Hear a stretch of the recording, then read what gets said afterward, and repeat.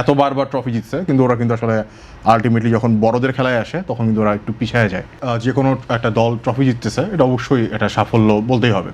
কারণ ফুটবল, শুধু ফুটবল না, যে কোনো খেলাধুলায় হচ্ছে প্রচণ্ড একটা পারফরমেন্স বেসড বা আপনি বলেন অ্যাচিভমেন্ট বেসড একটা হচ্ছে সেক্টর। এখানে আপনি ট্রফি জিতলে বাহবা পাবেন, ট্রফি জিততে না পারলে আপনাকে কেউই মানে দিন শেষে তাকাবেও না, এরকম। তো হ্যাঁ, এটা অবশ্যই একটা খুবই বড় একটা অ্যাচিভমেন্ট আন্ডার-20 জন্য।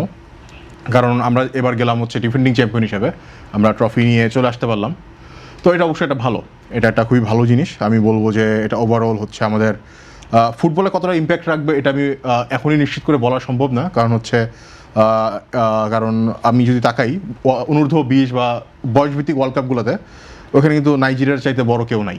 মানে এত বারবার ট্রফি জিতছে, কিন্তু ওরা কিন্তু আসলে আলটিমেটলি যখন বড়দের খেলায় আসে তখন কিন্তু ওরা একটু পিছিয়ে যায়। ওদের স্বপ্ন পূরণে পাশে থাকতে পেরে আমরা গর্বিত। তো এটা একই সাথে আমাদের জন্য আনন্দদায়ক এবং একই সাথে একটা শঙ্কারও। কারণ আমাদের একই অবস্থা, আমাদের যখনই কোনো বয়সভিত্তিক দল খেলে আমরা খুবই আশাবাদী হই। আমাদের ছেলেদের খেলার পারফরমেন্স দেখে বা ওভারঅল সব কিছু নিয়ে অনেক আশাবাদী হয়ে থাকি। কিন্তু একটা পর্যায়ে গিয়ে হচ্ছে যখন হচ্ছে সবচেয়ে বেশি শাইন করার কথা বা সবচেয়ে বেস্ট আউটপুটগুলো বের হওয়ার কথা, তখন থেকেই কিন্তু আমাদের ছেলেগুলো হচ্ছে পিছিয়ে যায়।